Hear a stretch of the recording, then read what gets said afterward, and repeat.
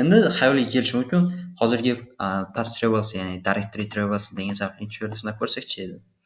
O'z xuddi shu narsani sinab ko'ring deyapti. Lekin bizga endi bu safar boshqa narsa aytyapti. etc password degan narsani olib ko'ring deyapti.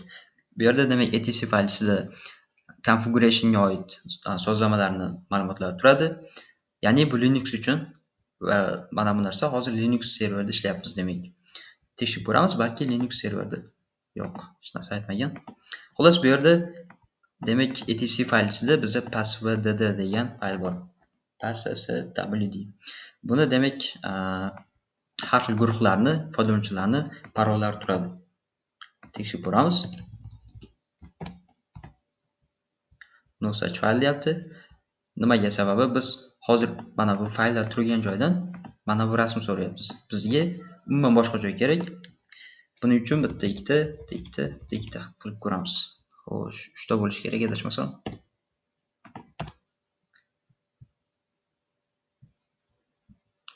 Image cannot be displayed because it contains errors.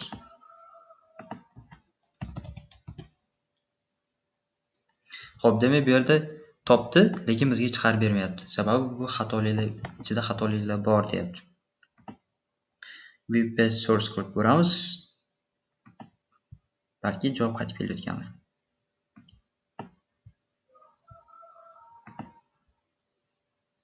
Yo'q. Xullas bu yerda nima qildik? Birinchi etc ni o'zini yozgan paytimizda bizga bunaqa narsa yo'q deb chiqarib beryapti. Sabab biz haligi rasmda turgan joyda, xuddi shu turgan joydan mana bu faylni o'zini so'rayapmiz. Biz hozir Windowsga o'xshatib birinchi faylga, eng katta faylga rootga chiqib olishimiz kerak. Rootga chiqish uchun demak bitta ikkita 3 tani o'zini harakat qilib ko'rdim. Xohlasam 4 ta qilish mumkin. Xuddi shunday qilib davom etib ketamiz. Ya'ni bu web server sozlamalariga bog'liq. Ya'ni mana bu rasmda turgan joy, mana bu rasmda turgan fayl qancha ichkarida bo'lsa, biz shuncha ko'p tashqariga chiqishimiz kerak. Qayta davom etkazib ketaveramiz. Masalan aytaylik, odatda bu narsa 3 ta bo'lishi mumkin. Ya'ni web serverlarda masalan aytaylik var fayl ichida w ichida yana nimadirlar o'shani ichida bo'lishi mumkin. Ya'ni qancha ko'p fayl bo'lsa, shuncha orqaga ko'p chiqishimiz kerak. Eng katta faylga yetib olish uchun. Yetib olganimizdan keyin xo'p, keyin mana bu narsani yozamiz. Bunda demak eng katta faylni ichkariga kirilyapti. Ya'ni etc ichidagi password degan narsani olishimiz kerak edi. Xo'p, demak aytishlariga qaraganda 100%. Xo'p, demak biz bursutdan foydalanishimiz kerak. Sababi bizga brauzer chiqarib bermaydi. Brauzerga aytilganki, rasm qabul qilasan xolos deyilgan. Shuning uchun bu rasm emas, bizga xatolik chiqarib berayotgan bo'lishi mumkin. Bursutni ochib olamiz.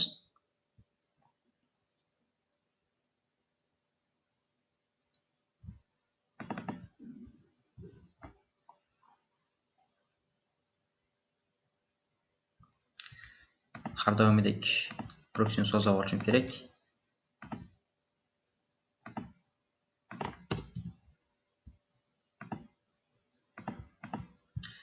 Xo'sh, hammasi tayyor. Interceptni yoqaman. Proksini ulashimiz kerak. Qaytadan yuboraman so'rovni. Bursut ushlab oldi. Repeaterga jo'natsak bo'ladi. Bizda demak mana bu so'rov bor. So'rovni jo'natgan paytimizda menga javob qaytib kelishi kerak. Qaysiki kodlar bor. Ko'rishimiz mumkin. Bizga bu juda ham o'xshash narsa.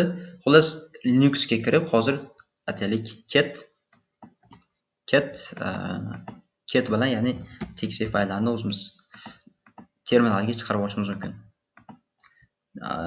Va cat ichga tushirish turib mana bu fayl ichidagi etc fayl ichidagi password degan faylni degan bo'lsa, bizga xuddi shunga o'xshash narsalar chiqarib beradi. Va bu yerda parollar bo'ladi. Masalan aytaylik, bu yerda mana bu x mi? Root bu ism. Bundan keyin 2.x. X bo'ladigan bo'lsa, demak bu etc shadow degan faylga ko'chirilgan. Sababi password ichida kerakli faylni parollar turmaydi. Uni shadowga o'tkazishadi. Parollangan holatda. Endi pastroqqa tushirgan bo'lsak, bizga boshqalarni ism bilan chiqarib berishi mumkin. Bu yerda hammasi x, demak bular hammasi shadowga ko'chirilgan, shadow fayl ichiga. Va bizda bu yerda ba'zi qo'shimcha ma'lumotlar bo'lishi ham mumkin ba'zi paytlarda. Xo'p. Demak, xuddi shunaqa qilib biz past traversal zavli yoki boshqacha nomi directory traversal zavligini eksport qilishimiz mumkin.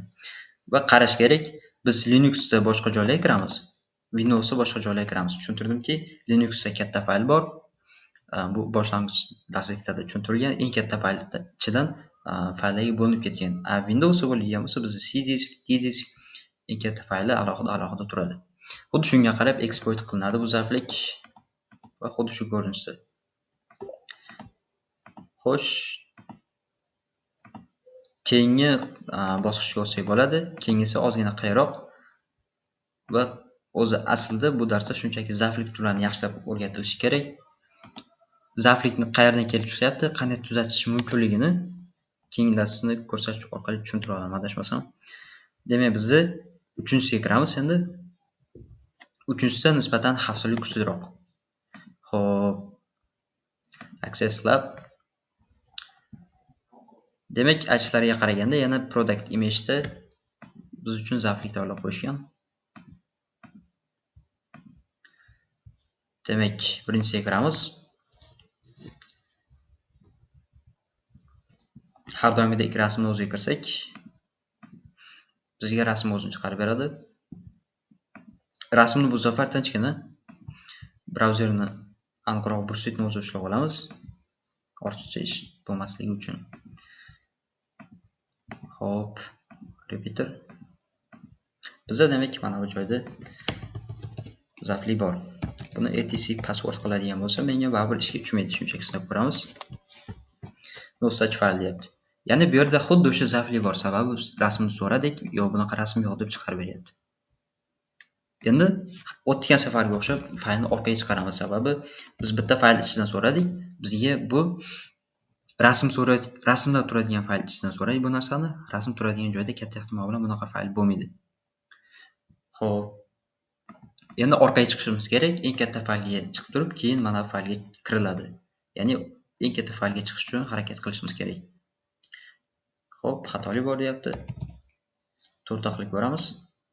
O'tgan safar adashmasam 4 ta o'zida yo'q ishladi. No such file. Umuman bunaqangi zavli yo'q deyapti. Endi shu joyda bed request deyapti.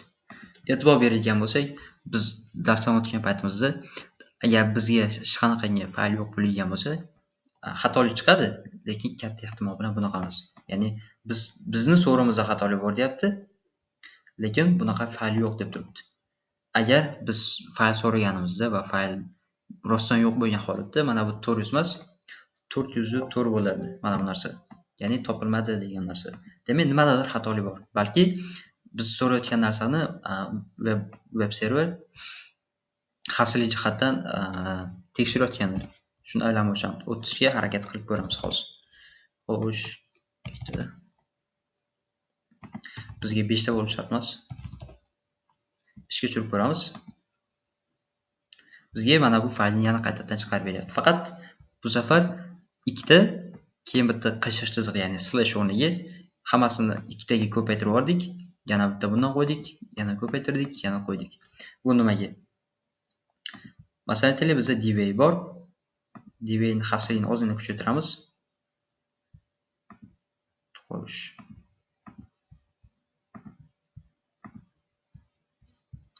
Xavfsizlikni kuchaytirishdan bunchalik kerak yo'q. File inclusion. Demak, bu file inclusion'ni boshlang'ich kodi, ya'ni boshlang'ich xavfsizlikdagi kodi. Endi bu yerga qaytadigan bo'lsak, bizda impossible, high, medium va eng pastdagi darajalar, ya'ni xavfsizlik bo'yicha darajalar. Endi bu yerda qarasak, o'rtacha darajadagi xavfsizlikni faylni olyapti va input validation, ya'ni xavfsizlik tekshiryapti. Xuddi shu narsa kerak bizga xavfsizlik uchun.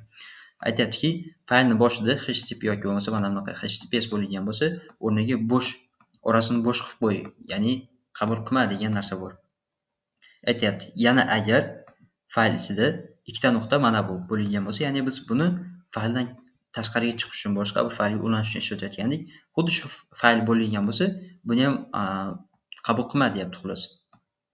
Qabul qilma deyapti. Endi bu yerda biz nima qildik? Xuddi shu kod hozir biz ishlatayotgan DVA ni o'zida bor. Aniqrog'i Portswiggerda. Portswiggerda biz so'rov yuborayotgan paytimizda Biz buni faqatgina hozir bitta yubordik. Ya'ni bitta umumiy qilib, ikkita nuqta, bitta qiyshiq chiziq qildik. Bu narsani bundoq qaratayim, qarasa mana bu kodda bu bor. Kodni tekshirdi, bu borligi uchun uni qabul qilmadi. Qabul qilmaganda biz nima qildik? Buni ikkita qildik. Ikkita mana bunaqa qildik. Endi xuddi shu paytda nima qiladi? Tekshiradi. Tekshirayotgan paytda ikkita chiqib qoldi. Ikkita chiqqan hisobiga bu ikkitani olib tashlaydi. Ikkitani olib tashlaydi va mana bu yerda bittani olib tashlaydi. Ya'ni mana bu narsa bormi? Hammasini olib tashla degandan keyin olib tashlaydi. Endi ikkinchisiga o'tadi. Ikkinchisi ham ikkita. Bu yerda yana ikkita ko'rib qoldi, uni ham olib tashlaydi. Ya'ni bu yerda ham mana bunaqa mana bu bor. Ikkita nuqtasini olib tashlaydi va o'zini olib tashlaydi. Bu yerda qanaqasiga ikkitani olib tashlayapti? Buni qaradi. Qarasa, aynan mana bunga mos narsa bormi? Ikkita nuqta qiyshiq chiziqqa o'xshash bir xil narsa bormi? Tekshiryapti. Tekshirgan paytda qarasa, mana bu yerda ikkita nuqta, bitta qiyshiq chiziq turibdi. Xuddi shuni bitta olib tashlagan paytda baribir biz yozgan mana bu narsa qolyapti. Ya'ni bu xavfsizlikni alamati uchun kerak. Hammasini olib tashlagan taqdirda ham mana bu narsa baribir ishlab ketadi. Sababi biz buni ikkitadan qo'yamiz, har kimga qarshi ikkinchisi ham qo'shilgan, xuddi shuning uchun ishlab ketyapti va bizga mana bu narsani chiqarib beryapti. Biz xuddi shunday qilib xavfsizlikni aylanib o'tishimiz mumkin va xuddi shunday qilib xavfsizlik ta'minlanadi. Boshqacharoq usullari ham bor. Masalan, aytaylik, nisbatan yuqori xavfsizlikka o'tadigan bo'lsak, mana bu yerda faylni olyapti. Xo'p, faylni olgandan keyin aytyapti. Agar men faqatgina 3 ta fayl ko'rsatganman, shu uchalasidan tashqari nimadir so'rasa, umuman qabul qilma deyapti. Ya'ni faqatgina fayl 1 PHP, fayl 2, fayl 3 so'rash mumkin xolos. Qolganini umuman qabul qilma deyapti. Ya'ni bu xavfsizlikning yuqori ko'rinishi. Demak, xuddi shu narsa yo'qligini hisobiga bizda past travels yoki direct retrievals zaifligi kelib chiqyapti. Xo'sh, va zaiflikni xuddi shunday qilib oldini olish mumkin.